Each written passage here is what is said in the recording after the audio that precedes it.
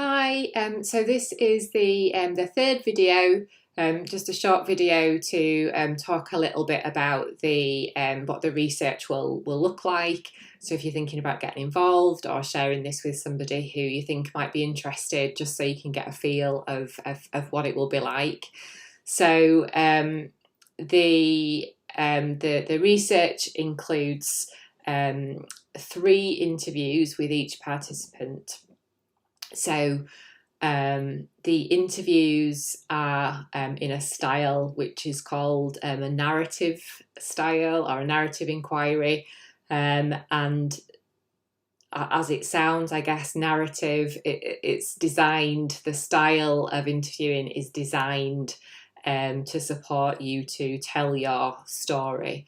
So before taking part, the process would be you would get in touch with me, and then I could, tell you a little bit more about the research. We kind of discuss a few things about the research to kind of make sure that it feels like it's the right thing for you, and then we would book in our three interviews. So in preparation for the first interview, which you may, if you've seen my recruitment poster, you may have noticed that I've mentioned that you might want to bring photographs or objects or anything really to help you to talk about various times within your life or about specific experiences that you've had. And I recommend that you pick out a few of these experiences that you feel like you could talk about.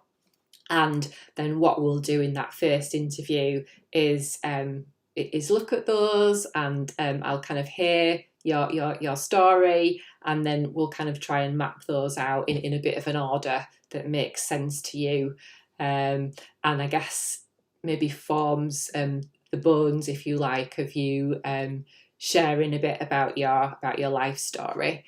And then there is a second interview where we come back to that, and we try and kind of categorize really how that timeline or kind of life story has developed over time.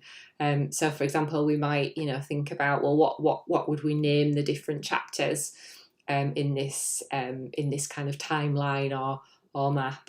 And it's in this interview that I would be asking a bit more about if you feel that the sexual abuse has influenced the experiences or the way that your kind of life map or timeline has progressed. And yeah, like I said, the idea of the narrative interviewing is that you're in the driving seat. So I'm not going to push you to talk about things that you don't want to bring. It's up to you what you feel comfortable with. And then the third interview is more of a just kind of reflection on the process and how that has felt. So because I know time is precious. As soon as we've agreed that you kind of want to go ahead with the research, then we'll be looking at booking those 3 interviews within like a 6 to maximum 9 month period. So to kind of get through those in a timely way, so it doesn't feel like it's a really, really long process.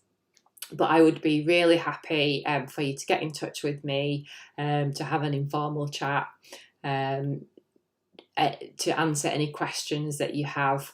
And certainly, by getting in touch, it doesn't commit you to the research. So I hope that's kind of useful. I guess just the last thing to say would be about the location that you're based, and what would how you'd meet the criteria to participate. So I'm going to just say a bit about that in the fourth video. So I hope this video has been useful.